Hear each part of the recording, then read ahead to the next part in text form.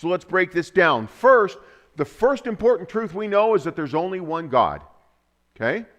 How do we know this? Well, God tells us. Let's look at Deuteronomy chapter 4, verses 33 through 35 in the New Living Testament. God is speaking here. Has any nation ever heard the voice of God speaking from a fire as you did and survived? Has any other God dared to take a nation for himself out of another nation by means of trials, miraculous signs, wonders, war, a strong hand, a powerful arm, and terrifying acts? Yet this is what the Lord your God did for you in Egypt right before your eyes. He showed you these things so that you would know the Lord is God and there is no other. Isaiah 43, 10 and 11. One of my favorite passages. God says, "You are my witnesses, declares the Lord, and my servant whom I have chosen." He's talking to Jerusalem. "That you may know and believe me and understand that I am He. Before me, no God was ever formed, nor shall there be any after me.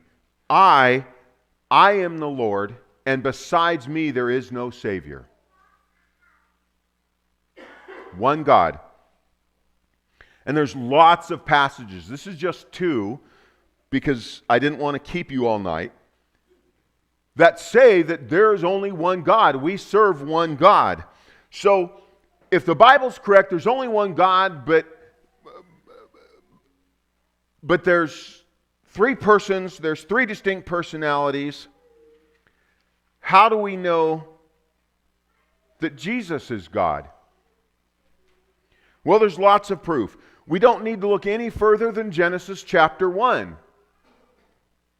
The first three words. In the beginning, God. 4 words. In the beginning, God.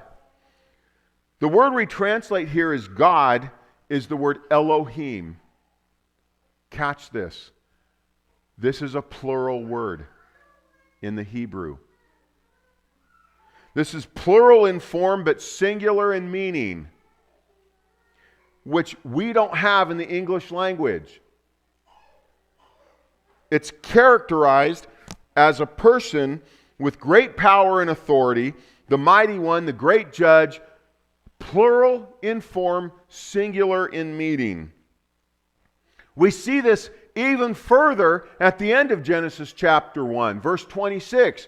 God said, "Let us make man in our image according to our likeness."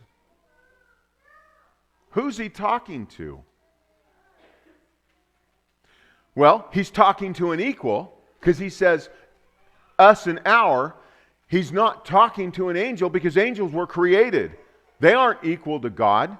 They're created beings. It's a clue.